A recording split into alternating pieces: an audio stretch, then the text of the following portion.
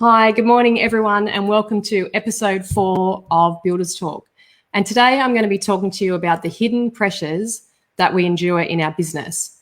So at the beginning of 2020, I did a 3-day training masterclass live on Facebook, and that was called Set Up Your Scaffolding to Soar. And that was designed to highlight some groundworks that may need to be done in our building businesses to be able to take away the incomplete scaffolding sign. So over the next few episodes, I'm going to be outlining some of these concepts. And I did set up this training for custom home builders who are family-run businesses with their wives or partners that are reinforcing their family business. Hello, Amber, I can see you there. And sole trader-run building businesses that are just starting out, and also building businesses that are on their last-ditched effort to keep running their family business. So I'll give you a bit of clarity as to where you are in your business right now. So you know which areas you can prioritize and make better, and it'll provide a framework for you so that you can make sense of where you are in your business. I believe in business plans that are as custom as the homes that we do build, and often business coaches will, come up with a generic plan. And that usually doesn't sort of suit most businesses because every business has an individual person. So my business will never be the same as your business. So I do believe in, having a loosely designed framework that allows you, the business owner, to add your own creativity and utilize the tools that you already have in your business and those systems, rather than, saying you should use this thing or that thing. I believe in assessing what tools you have available to you and then creating a framework around that. So builders have the tools and the frameworks to build homes, but they often don't ensure that they have a framework laid out for their clients, their trades, and themselves as well, to make sure that you have the best experience in your business. The frameworks, are designed to help you stay profitable in your business and to keep you on the right track with your clients and the regulators as well, because we often, without the best laid plans, then, nothing really happens. We, often do get overwhelmed in our business, and that messes with our headspace.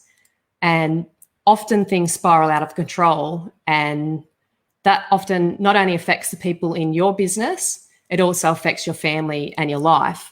So what I was going to do today is run through 5 different types of pressures that often show up in our life, so that we are aware of them and that we can utilize indicators so that we can see when, we've got those traits or those things are happening within our own business. So one of my previous coaches, Myron, said, it's good to focus on the outcomes that we desire as opposed to the outcomes we didn't want. So this basically helps us give the ability to track action and rectify any issues. Often, we go to a business conference and they get you to rate where you are on one of those like wonky wheel things. It says, what's your score for marketing? What's your score for cash? What's your score for this and that? And you end up with this funny looking wonky wheel. And that tool is used to highlight several inefficiencies within your business. And it gives you the motivation, but it doesn't motivate you necessarily to fix those things in your business. It just tends to highlight them. So you need to have a plan of how you're going to then not only highlight those things, but fix them so that they don't keep popping up in your business, just like where you have a plan to build houses. So we need those gauges to be able to analyze where we are so that our buildings don't collapse. Our businesses are run by us, and unfortunately, we sometimes show up in our businesses reflecting these pressures. So these gauges basically shine a light on any inefficiencies and help you bring the pressure down so that you're able to, tolerate those levels. Otherwise, the cracks often appear, and that has huge ramifications for your business, yourself, your family, your clients. And a lot of the coaches talk about 2 pressures, which is time and money. And that's mostly because they can easily be tracked. So you can, look at your business spreadsheet and see if you've got money. You can write down a time diary and work out where your time's being allocated to and where it maybe should be allocated to. But they don't necessarily talk about the effects of some other pressures that we have on us. And that's what the main other three is what I want to talk about today. So these make us show up differently in the world, and we need to be aware of them so that we can react to them in the correct way. So how we react on site and how we react with a client is often, I guess, felt by others around us, and we need to be able to learn to be professional and control those emotions and pressures so that it doesn't have an adverse effect on our business. So we all really know when to steer clear of the boss. Everyone knows when to steer clear of my husband. So that gets projected onto staff, which then makes them feel uncomfortable and makes them feel unproductive, and they, I guess, lose a bit of motivation when they don't really know what direction to go or where do I hide or what's happening in the business at the moment, because they might not necessarily know the full story of why the husband's stressed out about something. So we need to sort of, I guess, learn those indicators ourselves and make sure that we can relieve those pressures. So it will give you clarity to move forward professionally. So the 5 gauges I already mentioned: cash, which is, often, do we have enough of it?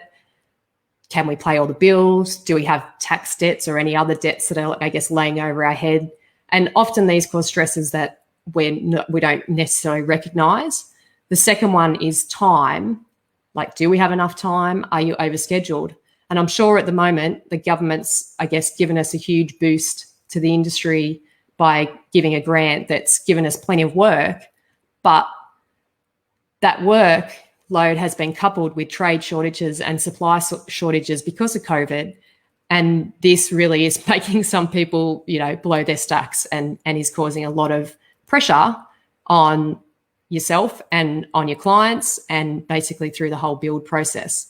So the third one is to endure, which means you're suffering patiently. So we often suffer, and we suffer, I guess, silently, and we don't necessarily let our other halves know these pressures that we're under. So a lot of the things that we endure is obviously working long hours.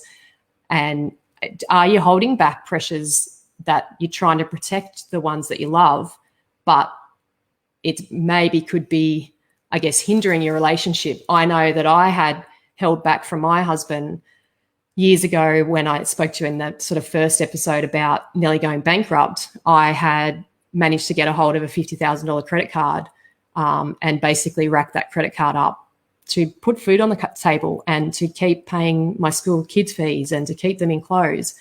And I didn't tell him about that. And obviously when I did eventually tell him, when the pressure got too much for me and I couldn't deal with it, all hell broke loose, but we worked through it and we got that paid down and we moved forward. But often we don't, I guess, discuss that and let people know that these are the issues that we're dealing with.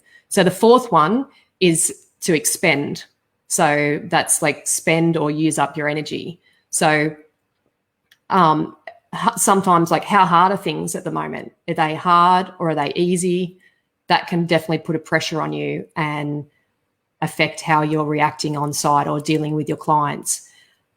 Another one, and the final one is, it's not the final one, there must be more. So the next one's effort. So, which means a determined attempt at something.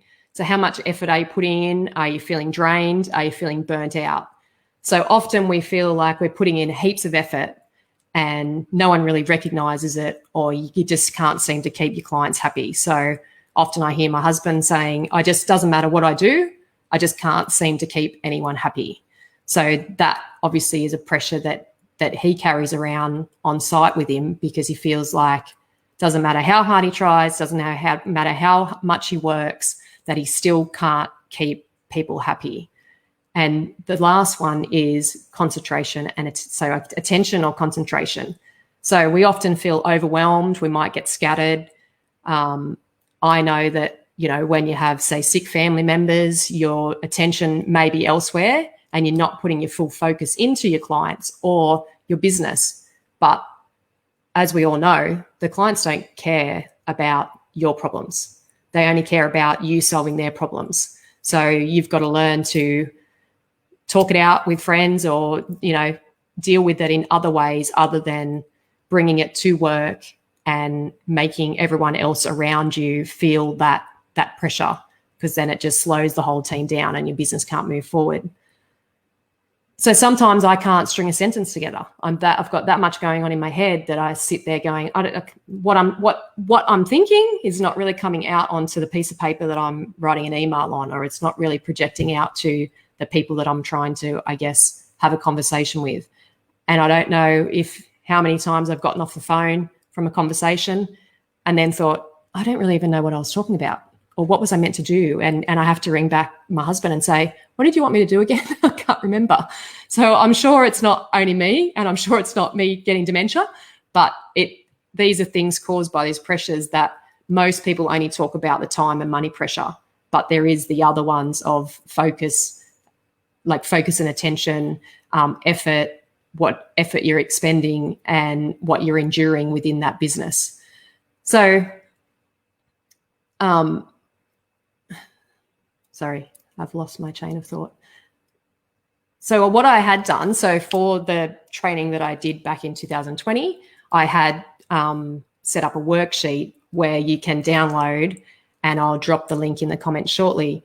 But you can download, and it's got pressure gauges on it that go through those 5 pressure gauges, and you can indicate on there where you're, I guess, rate yourself as being under pressure for those different areas. So the lowest pressure being you've got copious amounts of work, or you've got copious amounts of money. So everything's fine. You're fine. There's no sort of pressure there. Then the next level is you're doing well and moving towards copious, or you're breaking even, so you're basically just staying above water, or you're trailing and you're falling behind, or you are crumbling, which is you're basically having a meltdown and you're majorly stressed.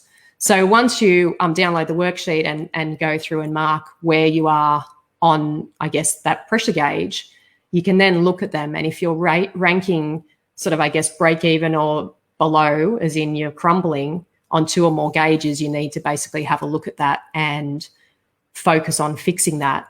And if you've got 3 or more gauges that are break even or crumbling, then we really need to make sure that you fix those things in your business, because otherwise it'll just cause havoc for everyone involved. So over the next few weeks, I'll move on to, I guess, looking where you're at in your business and benchmarking some spots where you're at. So like we benchmark to establish a floor level or elevation on a job site, we want to get an indication of right now, today, what's happening in your business, so that you can project forward and not necessarily project forward, but be able to, I guess, at the end of next year, realize how far and how big a leap and bound you've made in your business, because you are starting to focus on not only the business side, but also the things that affect you, which in turn affect your business. So until next week, keep powering your business, and I'll see you then.